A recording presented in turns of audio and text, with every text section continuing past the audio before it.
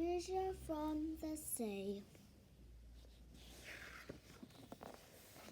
Treasure from the sea. Megan's Nan lived by the sea. Every day, Nan went for long walks on the beach. Sometimes she found treasures left by the tide. She would wash away the sand and the salt and carefully put the treasure on her windowsill. Megan loved to stay with Nan in the summer holidays. She spent hours looking at Nan's collection. Every night, Megan asked her Nan for a bedtime story. She would choose one piece of treasure from the windowsill and say, "Nan, tell me a story about this." Nan was the best storyteller.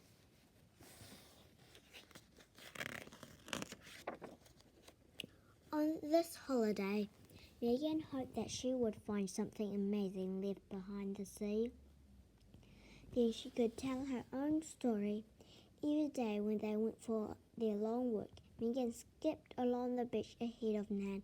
Sometimes Megan would stop, look at the ground, pick something up, and brush the sand away. By the end of the week, Megan had found a broken toy, half a shoe, a dead crab, and some seaweed that popped when she squeezed it. Megan sighed. Her parents were coming to collect her on Sunday night. "Don't worry," said Nan. "There'll be other holidays." But Megan still wanted to find something very unusual.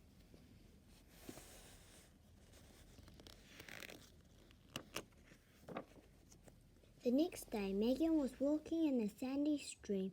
She saw something splashing and wiggling. As she moved closer, it shimmered in the sunlight. "Nan, I found a fish," Megan cried. But why is it here and not in the sea?" she wondered. "It must have become stranded in the stream when the tide went out," said Nan. "What can we do to save it, Nan?" asked Megan.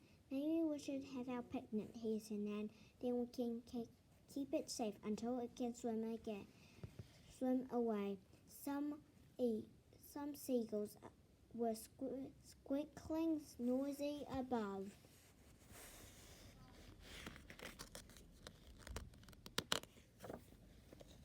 "Squeak, squeak," called a hungry seal. "Supernera."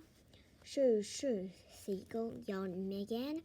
A few other kids came over to see what Megan was shouting about, and their parents soon followed. "Look, the tide's coming in," shouted the boy. "But the water will take ages to come up here," said Megan sadly. "I don't want the fish to die."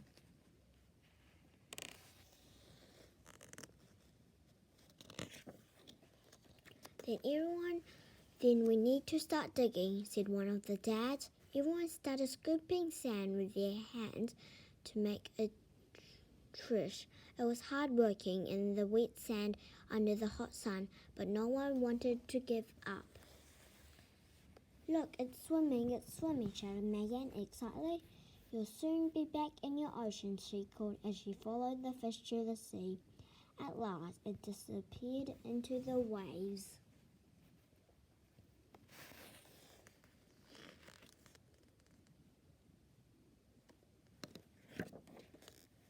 "That was something very special," whispered Nan. "You found it, Megan." "Yes, I did," Megan smiled.